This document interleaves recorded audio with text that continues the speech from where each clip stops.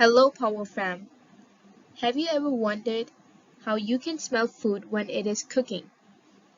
Well, let's find out. When food is heated, some particles in the food change state and become gas. The gas particles from the food move randomly and so spread out through the air by diffusion. The strength of the smell will get stronger as you move closer. This is because the concentration of the particles is higher the closer you get to the source of particles. Many animals use this change in strength of smell to find food. Diffusion means the overall random movement of particles from an area where they are in high concentration to an area where they are in lower concentration. You can try this with your friends or family.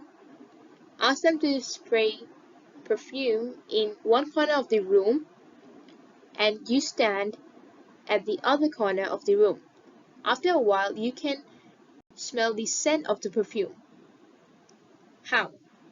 This is because the gas particles from the perfume diffuse in the air. Just like I said in my previous slide, gases diffuse from an area of higher concentration to an area of lower concentration. So after a while, the gases spread evenly as they are moving randomly.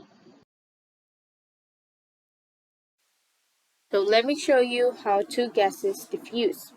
So at the start here, the divider, there's a divider here.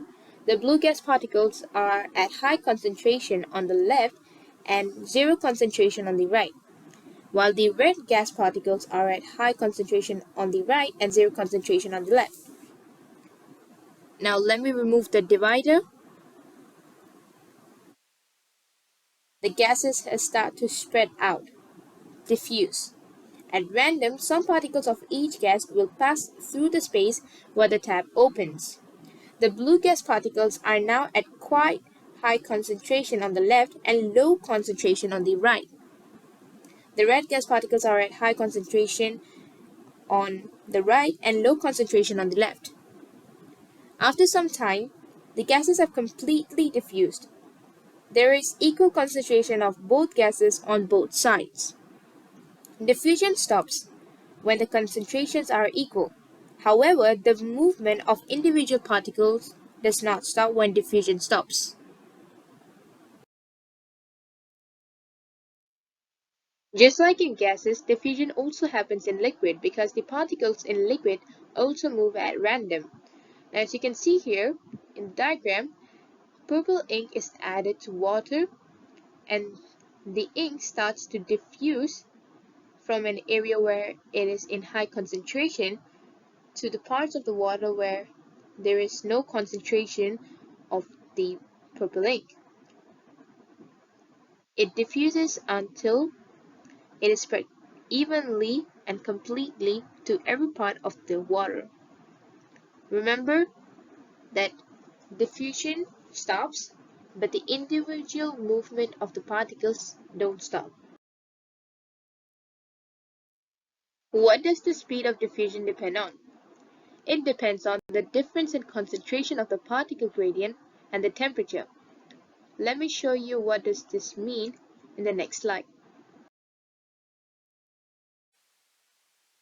Now as you can see here, there's a large difference between the concentrations of the particles. Let me remove the divider to let you see how fast the gas diffuses. So as you can see, the gas is diffusing pretty fast.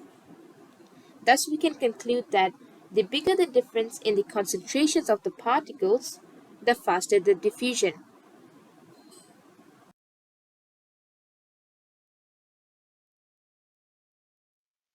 Also, higher temperature makes particles move faster, so the particles can spread out faster. As you can see here in the diagram, as the temperature increases, the movements of the particles also increases. Thus we can conclude that the higher the temperature, the faster the diffusion. For example, when you make a cup of tea, The tea diffuses through the water. It diffuses faster in hot water than it does in cold water. If you want a quiz on this topic, comment down below and subscribe to PowerTopics to receive more educational content.